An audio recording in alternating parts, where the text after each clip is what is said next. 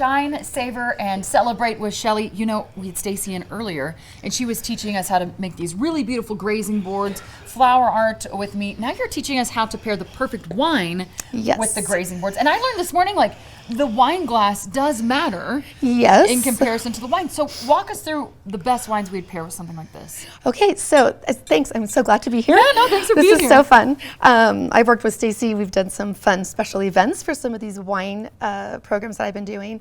And I picked 2 wines today. Okay. I have a rosé of Pinot Noir. Yes. And then I have a Pinot Noir. Can I ask you a question? Yes. Yesterday you and I were talking on the phone. Was it? No, maybe it was the day before. Yeah. And you said, okay, I'm going to open the wine the night before. Why do you do that?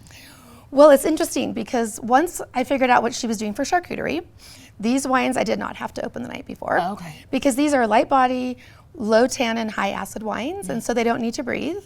But like this Wrangler that I have over here. This guy? Is a more full body wine. And so you want to open it usually the morning of, not the night before. Okay. Just to get some air into the wine. It needs to breathe. And you're a sommelier, right? Like you studied all this. So yes. Like what you're saying, you've got the education to back it up. Yes. Okay. Yes. And I've been doing it for 10 years. I've been working in the wine industry for 10 years. Yeah, you know it then. Yeah. Okay, so walk me this rose Pinot Noir and tell me the difference in the glasses and why it matters. Okay, so this one on your right is a white and rosé wine glass. And one of the reasons it's smaller is it helps keep the wine cooler because you have cool wine in there. When it's in a larger glass, it's gonna get warm quicker. And you want that for red? For red, you want to hold your glass like this. Because if you do this, you're going to be warming the wine that's in there. Oh, it even matters how you hold it. Yeah. Who knew? Yeah, I know. I mean, really, my biggest message to people is have fun and do what you want to do. Don't be snooty about it. I don't want to be snooty about it. However, when you're trying to do things properly, you would hold your glass by the stem, which is why the stemless wine glasses that a lot of people do now, they're convenient. I do them, but you're holding it here and you're warming the wine that's in the glass. Yeah, so which is not great for like a cold rosé. It's not even good for red wine because when you warm the red wine, the tannins get more acidic and then they burn as they go down. Versus when it's at a cooler temperature, it just goes down much smoother. So holding the glass this way is wonderful.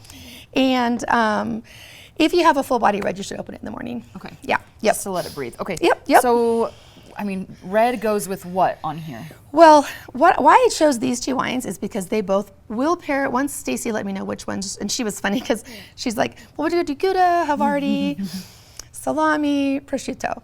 I said, okay, well, is the Gouda smoky or, because as a wine pairing, you need to know, is the cheese smoky? Is it soft, like say for Brie? She didn't have any Brie on here. So I have a Chardonnay here from Latigo Winery.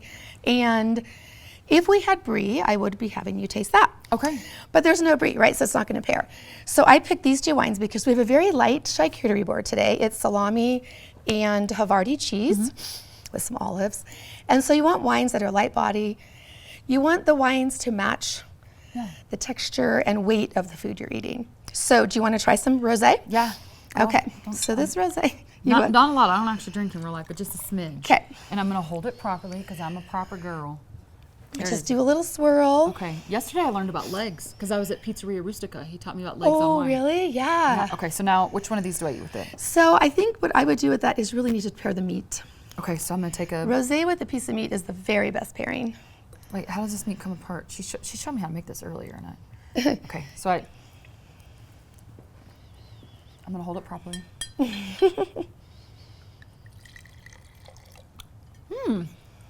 That's lovely. Do you teach people how to do this? Yes. You do? Yes, I do. How do you do that? Throw up our information on that screen.